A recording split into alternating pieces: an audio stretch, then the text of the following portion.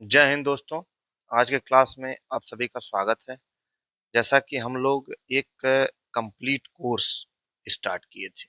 Complete course में हम लोग क्या क्या पढ़ने वाले हैं? रीजनिंग और मैथ, चाहे कोई भी एग्जाम हो, विशेषकर से यूपीएससी और स्टेट पीसीएस और ऑल वन डे एग्जाम।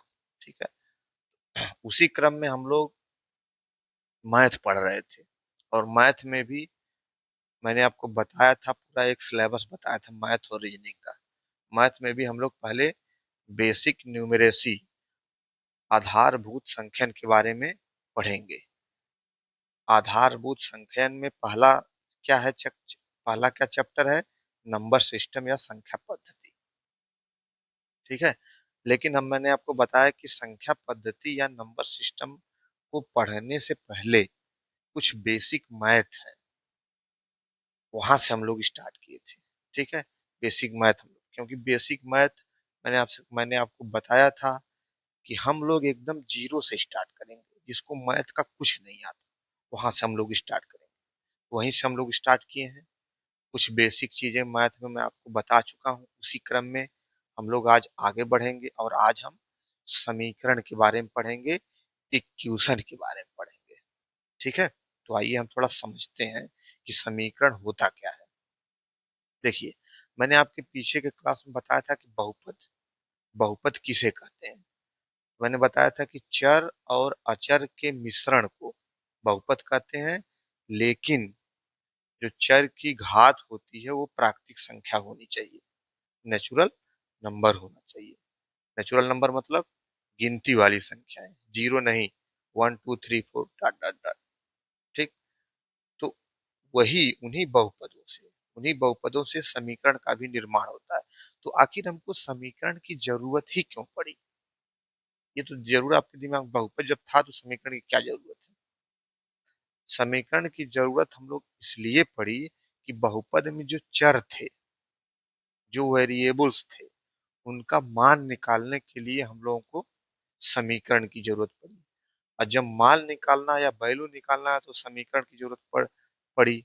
इसीलिए हम लोग जो है समीकरण का प्रयोग करते हैं। यानी कि बहुपदों में चरों के मान को ज्ञात करने के लिए समीकरण का प्रयोग हम लोग करते हैं। तो समीकरण की परिभाषा क्या है?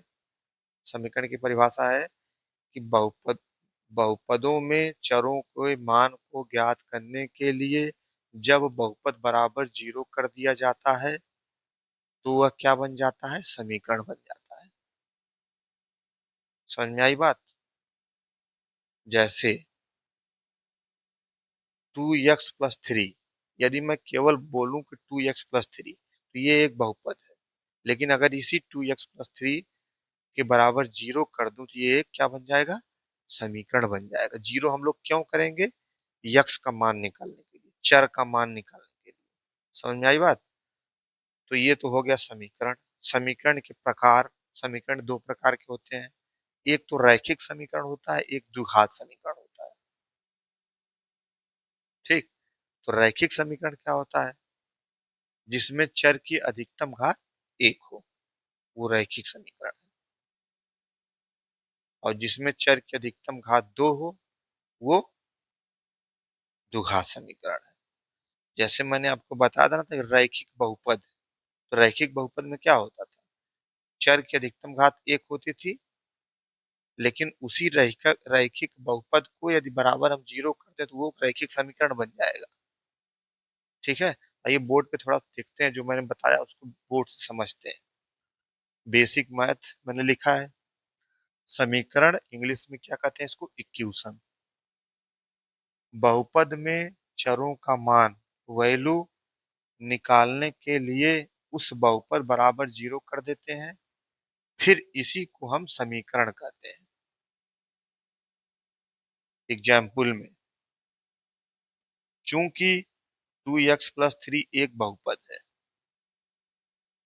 तब बहुपद 2x+3 में चर x का मान निकालने के लिए 2x+3 बराबर जीरो कर देंगे और यही बन जाएगा समीकरण। 2x+3 बराबर जीरो, समीकरण बन जाएगा। और ये क्या है? टू केवल 2x+3 क्या है, बहुपद है। लेकिन अगर बराबर 0 कर दिए तो क्या बन गया, समीकरण। बराबर 0 क्यों किए, चर का मान निकालने के लिए। चर इसमें क्या है, यक्स है, यानी यक्स का मान निकालने के लिए हम लोग बराबर 0 कर दिए। ठीक, अर्थात 2x+3 बराबर 0, या अब देखिए 2x+3 बराबर 0, तो इसमें दो पक्ष हैं। इधर वाले को कहते हैं राइट हैंड साइड, इधर वाले को कहते हैं लेफ्ट हैंड साइड। इधर वाले को कहते हैं दायां पक्ष, इधर वाले को कहते हैं बायां पक्ष। तो यदि किसी भी टर्म को, इसमें किसी भी टर्म को, दो टर्म है 2x और 3, इन दोनों टर्मों में से किसी भी एक टर्म को यदि राइट हैंड साइड या बायां पक्ष ले जाएंगे तो चिन्ह बदल जाता है। यहाँ प्लस है तो अगर 3 को इधर ले जाएंगे तो -3 हो जाएगा। यहाँ -3 है तो इधर ले जाएंगे तो +3 हो जाएगा। जैसे अगर 2x+5 है बराबर 0 है, अब 2x बराबर हम करेंगे +5 को उधर ले जाएंगे तो -5 हो जाएगा। यक्स बराबर निकालेंगे, अब यहाँ 2 का क्या है, गुणा है, तो जब ये गुणा उधर जाएगा तो क्या हो जाएगा, भाग हो जाएगा। 2 से क्या हो जाएगा, इसमें भाग हो जाएगी, -5/2 हो जाएगा।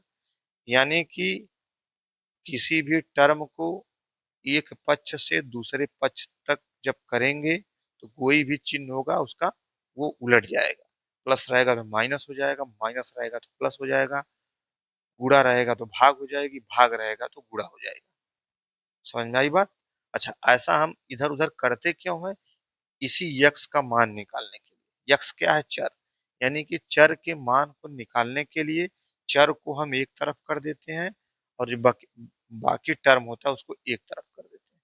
देखिए यहाँ को हम लोग 2x को क्या कर दिए, एक तरफ कर दिए, 5 को एक तरफ कर दिए, चर एक तरफ और अचर एक तरफ। अब x को निकालेंगे तो 5/2 हो जाएगा।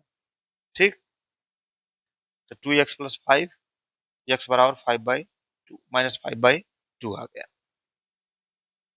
समीकरण में दो पक्ष होते हैं, मैंने आपको बताया, जैसे 2x+8 है तो बराबर के इधर वाला पक्ष जो होता है राइट हैंड साइड कहते हैं, बराबर के इधर वाला जो पक्ष होता है इसको लेफ्ट हैंड साइड कहते हैं। हिंदी में कहते हैं दायां पक्ष, इसको क्या कहते हैं, बायां पक्ष। ठीक, लेफ्ट हैंड साइड यानी बायां पक्ष, राइट हैंड साइड यानी दायां पक्ष। तो, तो चाहे दायां से बायां ले जाइए, चाहे बायां से दायां ले जाइए, किसी भी टर्म को उसका चिन्ह जो है बदल जाएगा। प्लस रहेगा तो माइनस, माइनस रहेगा तो प्लस, भाग रहेगा तो गुणा, गुणा रहेगा तो भाग। एक चीज आपको समझ में आई, तो समीकरण आपको समझ में आ गया होगा कि आखिर समीकरण हम लोग बनाते ही क्यों, बहुपद से समीकरण कैसे बनता है, क्यों बनता है, क्यों बनता है, चरों का मान ज्ञात करने के लिए बनता है। ठीक, तो ये हो गया समीकरण, ऐसे ही आप इसको नोट कर लीजिएगा। अच्छा, यहाँ एक चीज मैं लिखा हूं चूंकि, ये बनाया हूं मैं इसे चिन्ह चूंकि, ये है चूंकि। ठीक, एक होता है इसलिए, तो इसको भी थोड़ा सा आप जान लीजिए। ये जो चूंकि और इसलिए होता है, क्या है इसका मतलब,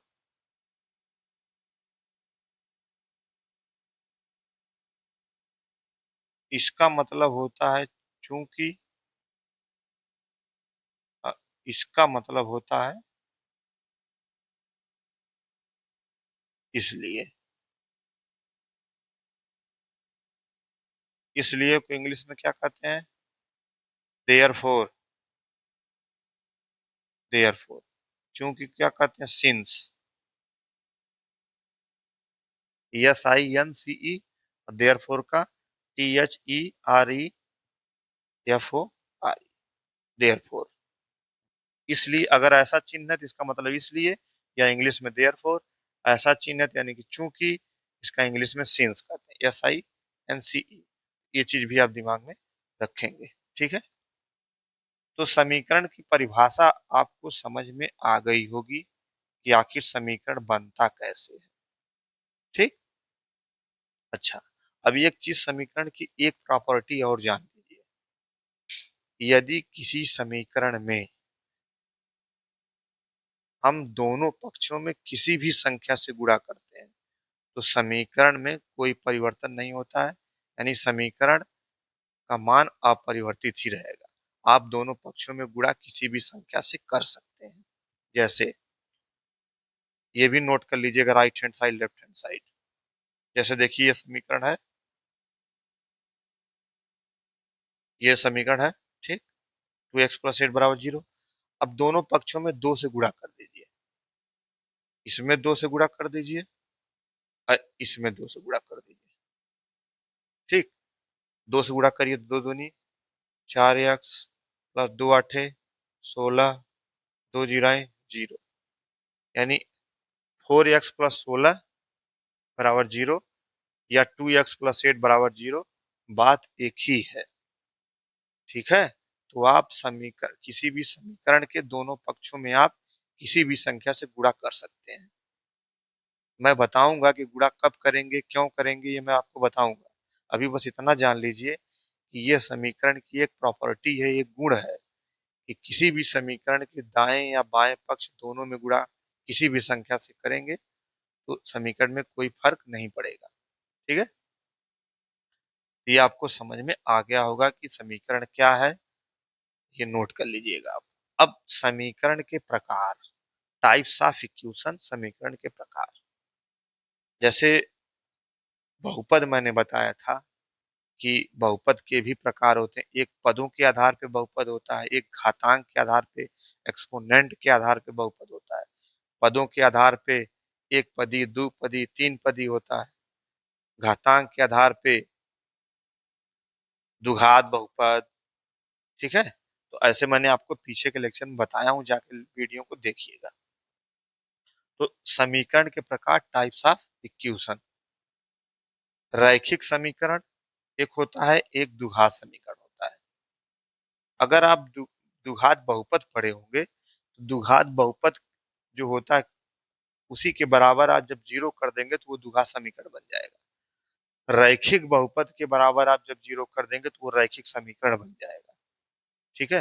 हालांकि परिभाषा मैंने लिखा है, इसको देखिए आप एक बार। रैखिक समीकरण, लाइनियर इक्वेशन। रैखिक का मतलब ही आपको क्लियर लग रहा है कि एक, रैखिक का मतलब ही एक, यानी कि जो चरों की घात है वो एक होगी। तो मैंने यहाँ पे लिखा है कि रैखिक बहुपद में चर का मान निकालने के लिए रैखिक बहुपद बराबर जीरो कर देते हैं, तब वह रैखिक समीकरण कहलाता है। एग्जाम्पल 2x+3y बराबर 0। देखिए यहाँ चर की अधिकतम घात क्या है, एक है, इसीलिए रैखिक बहुपद है। रैखिक बहुपद में चर की अधिकतम घात एक होती है, और उसी रैखिक बहुपद को जब हम लोग बराबर जीरो कर देते हैं तो वो क्या हो जाता है, रैखिक समीकरण। बराबर जीरो हम लोग क्यों करते हैं, चरों का मान ज्ञात करने के लिए करते हैं, ठीक है। तो ये हो गया रैखिक समीकरण। अच्छा, रैखिक समीकरण के प्रकार देख लीजिए। एक चर वाला रैखिक समीकरण होता है जिसमें एक चर होते हैं, जैसे जैसे ये 2x प्लस, जैसे यहाँ पे उदाहरण में लिख लीजिए, बल्कि एग्जाम्पल में एक चर वाले में 2x+5 बराबर 0, ये एक चर वाला, क्योंकि देखिए इसमें एक ही x है, यक्स है, वाई नहीं है, ए है नहीं, बी है ना, सी है, कुछ नहीं है, केवल एक्स है, एक चर है। दो चर वाले में देख लीजिए एग्जाम्पल, 2x+3y बराबर 0 कर लीजिए। ये दो चर, इसमें यक्स और वाई है। तीन चर वाला देख लीजिए, 2x+3y+4z बराबर 0, इसमें z x z y, x y z तीन चर है। तीन चर वाला रैखिक समीकरण हो गया, ठीक है। तो रैखिक समीकरण ये है, रैखिक समीकरण की ये प्रकार है। रैखिक समीकरण में चरों की मैक्सिमम घात एक होती है, ये हमेशा दिमाग में आप रखेंगे, ठीक। द्विघात समीकरण में, द्विघात बहुपद में चर का मान निकालने के लिए द्विघात बहुपद को शून्य के बराबर कर दिया जाता है तो वह द्विघात समीकरण कहलाता है। एग्जाम्पल में देखिए, 3x² + 2x+6। अब देखिए इसमें यक्स चर है, यहाँ भी यक्स है, यहाँ भी यक्स, दोनों एक ही चर है, ठीक। लेकिन यहाँ यक्स की घात एक है, यहाँ यक्स की घात दो है। लिखा है यहाँ पे कि द्विघात बहुपद। और द्विघात बहुपद किसे कहते हैं? चर की मैक्सिमम घात कितना? दो। तो यहाँ चर की मैक्सिमम घात क्या है? दो है। ठीक है। तो द्विघात बहुपद और द्विघात समीकरण में बहुत ज्यादा अंतर नहीं है, केवल एक चीज का अंतर है। द्विघात बहुपद में बराबर जीरो नहीं होता है, द्विघात समीकरण में बराबर जीरो होता है। बाकी चीजें सब सेम रहेंगी। ठीक है। अगर इसी को मैं केवल बराबर जीरो ये हटा दूं, तब ये केवल क्या हो जाएगा? द्विघात बहुपद हो जाएगा। और इसी को बराबर जीरो कर दूं तो ये द्विघात समीकरण हो जाएगा, क्वाड्रेटिक इक्वेशन हो जाएगा। और द्विघात बहुपद को द्विघात समीकरण क्यों बनाएंगे? चर के मान को ज्ञात करने के लिए बनाएंगे। समीकरण ही आया क्यों? चरों के मान को ज्ञात करने के लिए। इस समीकरण का उपयोग फिजिक्स में भी होता है, मैथ में हो ही रहा है, फिर इसके बाद तमाम टेक्नोलॉजी में भी इसका प्रयोग होता है। ये बड़ा महत्वपूर्ण है। हम आपको लगता नहीं है, लेकिन ये बहुत महत्वपूर्ण है। ठीक है।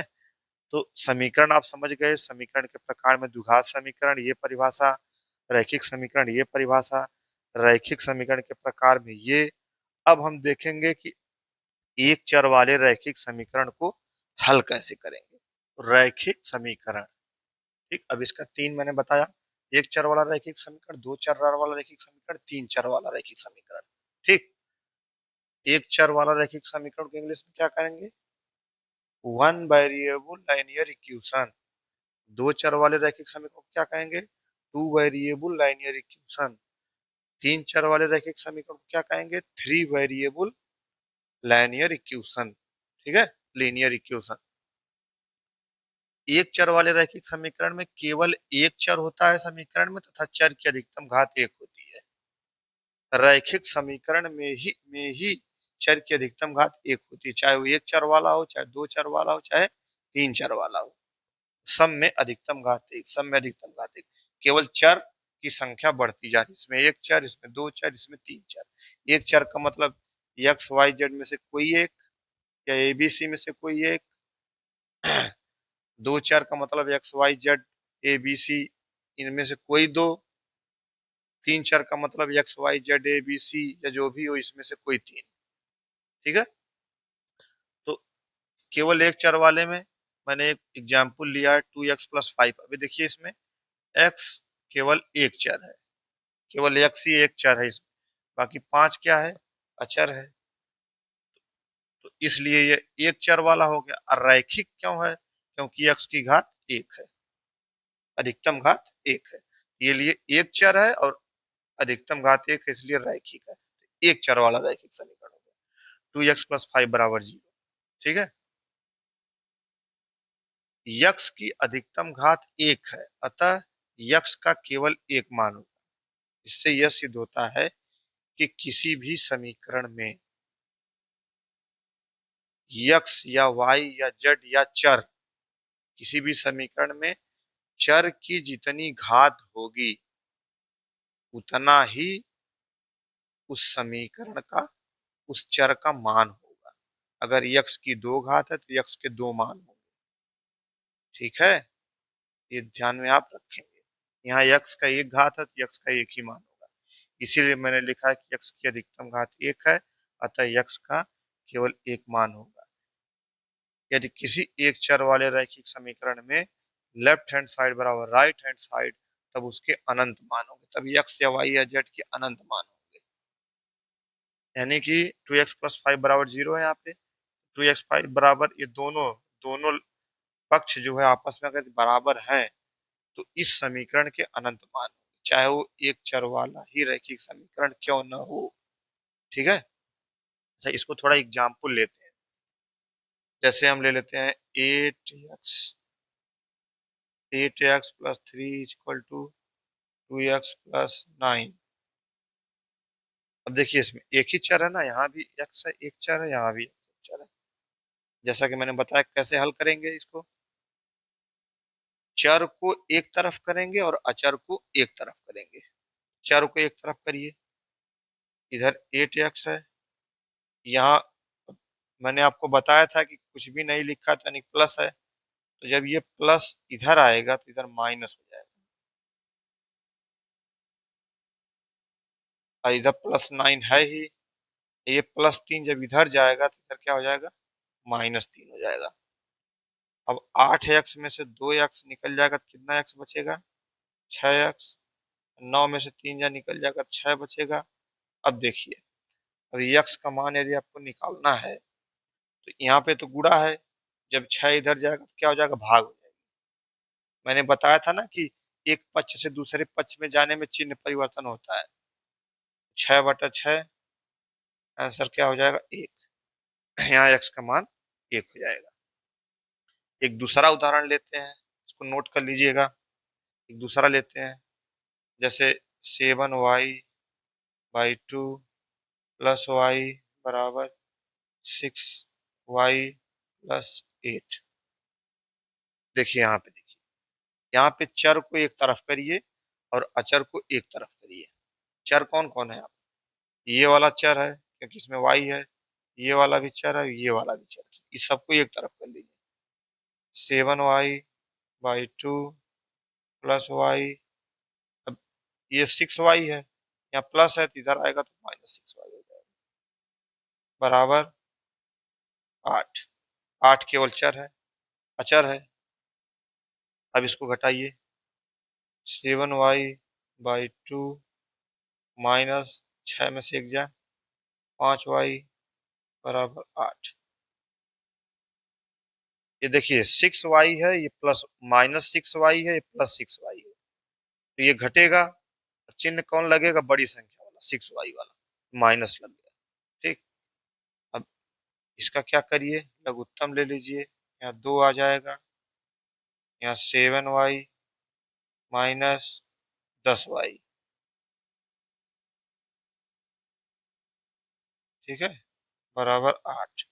10y -7y equal to -3y/2 = 8, -3y equal to 16, y equal to -16/3।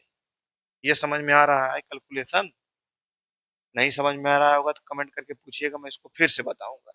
ठीक है, तो ये एग्जाम्पल हो गया। ये सब क्या है, केवल एक चर, इसमें देखिए वाई वाई वाई एक ही चर है, वाई का मान निकल गया। ठीक है, समझ में आ रही बात? इसी प्रकार एक एग्जाम्पल और ले लेते हैं, थोड़ा सा आपको क्लियर हो। जैसे 8x ले लीजिए, 9y 9x ले लीजिए, 6x - 2 प्लस x कर लीजिए। अब देखिए, हल करिए इसको। क्या मैंने बोला, सभी चरों को एक तरफ, सभी अचरों को एक तरफ। चर कौन कौन है, 8x 6x x। 8x हो गया, 6x यहाँ प्लस है तो इधर आएगा -6x प्लस x है -x इज इक्वल टू, अब देखिए यहाँ -2 है ही, इधर +9 को इधर ले जाइए तो -9। अब घटाइए, 8x -6x 7x is equal to 9×2 = 11। x बच गया -11, x बराबर -11। तो ये हो गया एक चर वाला रैखिक समीकरण। अच्छा, क्वेश्चन आपको सॉल्व करने के लिए मैं आपको बता देता हूँ कि इस बेस पे क्वेश्चन जो भी मैं बताऊंगा समीकरण संबंधित, कक्षा 6, 7 और 8 की एनसीईआरटी मैथ आप ले लीजिए, उन्हीं के सारे क्वेश्चन आप सॉल्व करिए, आपके क्वेश्चन की कमी नहीं पड़ेगी। ठीक है, क्या क्या मैंने बताया, कक्षा 6, 7, 8 की मैथ की एनसीईआरटी का मैथ। ठीक है, उसी को आप सॉल्व करिए। तो एक चर वाला रैखिक समीकरण ये है। अब आइए हम दो चर वाले रैखिक समीकरण को देखते हैं। दो चर वाला, दो चर थोड़ा चरुघात मैंने बता दिया। यहाँ पे देखिए दो चर है, उदाहरण मैंने लिया, यहाँ एक x है, एक y, एक x एक y, यानी कि x भी हो गया, y भी हो गया, यानी दो चर हो गए। तो ये क्या होगा, दो चर वाला रैखिक समीकरण। क्या है, क्योंकि दोनों चरों की मैक्सिमम घात 1 है। तो 2x + 3y/5 क्या है, दो चरों वाला रैखिक समीकरण है। अच्छा, किसी भी संख्या में किसी भी समीकरण में यदि एक चर है, एक मान। लेकिन अगर चर की घात, उसी चर की घात 2 है तो 2 मान। लेकिन यदि एक ही चर है लेकिन दो चर है और दोनों चरों की घात एक एक है, किसी भी समीकरण में दो चर हैं, दोनों की घात एक एक है, उसके दो मान होंगे। यानी चरों की संख्या बदलेगी तो उस समीकरण का मान भी बढ़ेगा। अगर यक्स वाई दो चर आ गए तो यक्स और वाई दोनों के मान होंगे। तो किसी भी, मैंने लिखा है वेरी इंपॉर्टेंट, किसी भी समीकरण में यदि चरों का मान निकालना हो तो समीकरण में जितना चर होता है उतना ही समीकरण चाहिए होता है। इस समीकरण में दो चर है एक्स और वाई, यानी कि दो चर है तो दो समीकरण चाहिए। ठीक है, ये एक ही समीकरण है तो इससे हम चर का मान नहीं ज्ञात कर पाएंगे। इसी प्रकार एक और समीकरण चाहिए, दो समीकरण रहेगा तभी इन दोनों चरों का मान हम लोग ज्ञात कर पाएंगे। ठीक है, ये प्रैक्टिस में कराऊंगा कैसे है। अच्छा, इस दो चरों वाले रैखिक समीकरणों, अच्छा इसी से आप देखिए कक्षा 10 में जो आप पढ़ते हैं कि दो चरों वाला रैखिक समीकरणों का युग्म, युग्म पढ़ते हैं, वहां चैप्टर का नाम ही लिखा है युग्म। क्यों लिखा है? क्योंकि दो चरों वाले समीकरणों का हल तभी होगा जब दो समीकरण होंगे, युग्म होंगे, तभी हम दो चरों को हल कर सकते हैं। ठीक है, इसीलिए कहा जाता है कि दो चरों वाला रैखिक समीकरणों का युग्म, कक्षा 10 में, चैप्टर का नाम यही है। ठीक है, तो दो चरों वाले रैखिक समीकरण की प्रकृति देख लेते हैं। दो चरों वाले रैखिक समीकरण की प्रकृति या नेचर, किस टाइप की ये हो सकते हैं समीकरण। दो समीकरण रहेंगे, एक को मैंने मान लिया a1x plus b1y plus c1 बराबर 0। दूसरे समीकरण को मान लिया a2x plus b2y plus c2 बराबर 0। अच्छा, मैं आपसे इनसे पूछूं कि यक्स का गुणांक बताइए। यक्स का,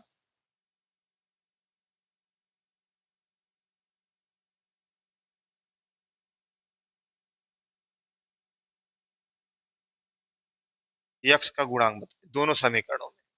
तो यक्स का गुणांक क्या है? इसको इंग्लिश में क्या कहेंगे? Coefficient of x. तो एक्स का गुणांक a1, इस वाले में a1 है, इस वाले में a2। वाई का गुणांक मैं पूछूं तो b1 b2, और अचर पूछूं तो c1 c2। ठीक है, तो दो समीकरण, दोनों दो चर वाले रैखिक समीकरण है। ठीक, यदि ऐसे समीकरण है, अब इसका हमको नेचर ज्ञात करना है। नेचर मतलब कि इन समीकरणों के कितने हल होंगे, एक हल होगा कि दो हल होगा कि अनंत हल होंगे कि एक भी हल नहीं होगा, यही हमको पता करना है यदि दो समीकरण दिए गए हैं तब। तो यदि पहली कंडीशन क्या है, यदि first a1 by a2 is not equal to b1 by b2, यानी यक्स का कोफिशिएंट दोनों में a1 बाई a2 निकालेंगे, फिर b1 बाई b2, वाई का कोफिशिएंट निकालेंगे, b1 बाई b2 करेंगे। यदि ये दोनों बराबर आ रहा है, नहीं बराबर हो रहा है, यानी इधर मान लीजिए 4 आ गया, इधर आ गया 5, दोनों बराबर नहीं है, तो समीकरण का केवल एक हल होगा, ओनली वन, या इसको कहिए अद्वितीय हल होगा। और दोनों समीकरण कैसे काटेंगे? एक ए बी समीकरण है, एक सी डी समीकरण है, दोनों एक जगह क्या करेंगे? इंटरसेक्ट करेंगे या प्रतिच्छेद करेंगे।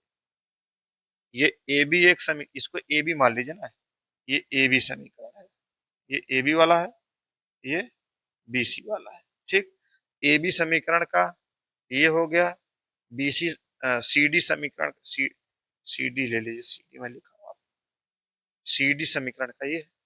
तो यदि ये कंडीशन है, इस समीकरण में ये कंडीशन है, तो अद्वितीय हल माने ओनली वन हल, वन सॉल्यूशन, और दोनों समीकरण एक दूसरे को एक जगह प्रतिच्छेद करेंगे, इंटरसेक्ट करेंगे, एक जगह काटेंगे एक दूसरे को।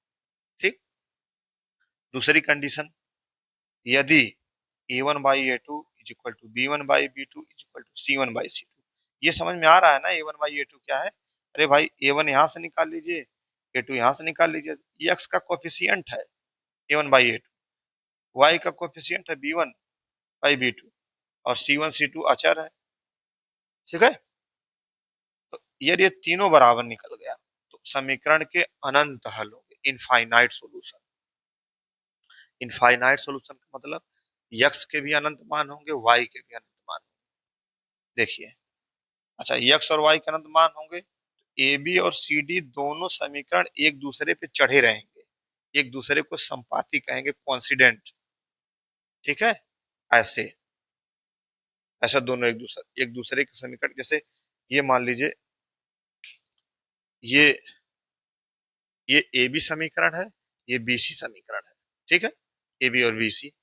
तो यदि दूसरी कंडीशन यह समीकरण फॉलो कर रहा है, A1/A2 is equal to B1/B2 is equal to C1/C2, तो दोनों समीकरण एक दूसरे के ऊपर ऐसे चढ़े रहेंगे, ए बी और सी डी। ठीक है, तो इसका मतलब क्या है, इसके अनंत हल होंगे, क्योंकि यह कहीं इंटरसेक्ट नहीं कर रहा है।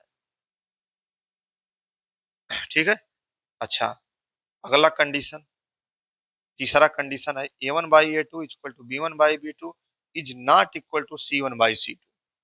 तब इन दोनों समीकरणों का कोई हल नहीं होगा, नो सॉल्यूशन।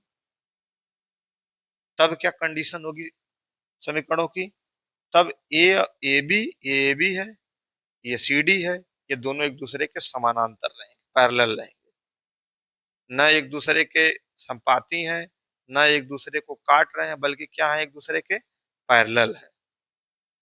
ठीक है, तो जब पैरेलल होंगे तो कोई हल नहीं होगा, नो सॉल्यूशन।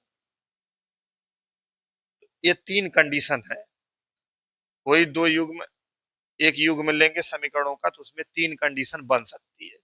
ठीक है, ऐसी कंडीशन बनेगी तो एक हल, ऐसी कंडीशन बनेगी तो इनफाइनाइट सॉल्यूशन, ऐसी कंडीशन बनेगी तो कोई नो सॉल्यूशन।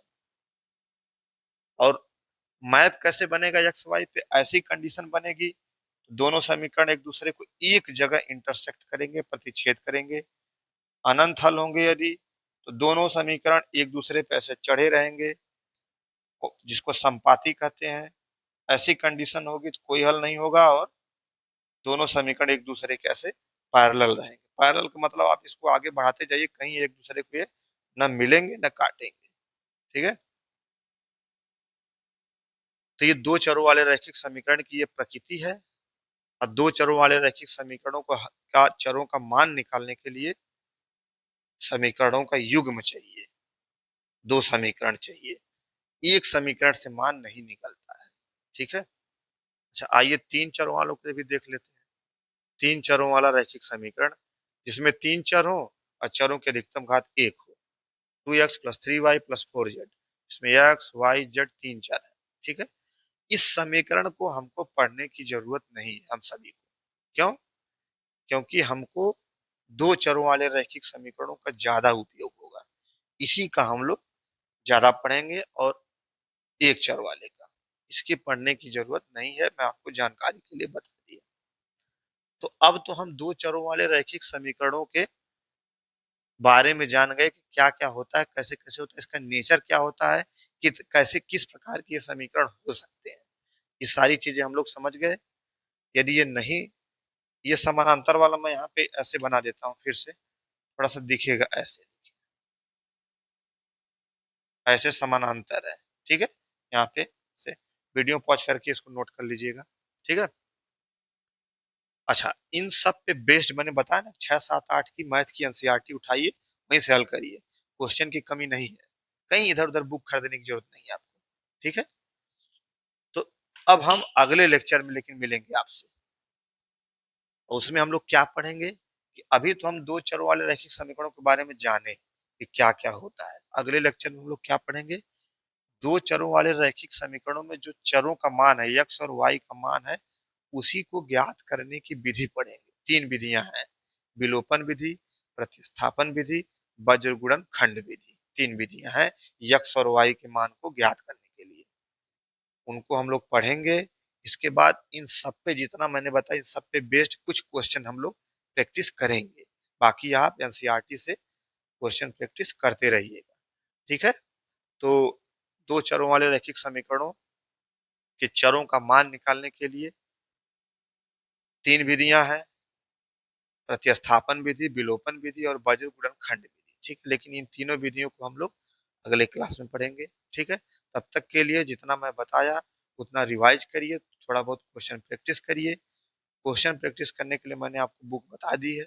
ठीक है, तो मिलते हैं आपसे अगले लेक्चर में। Thank you.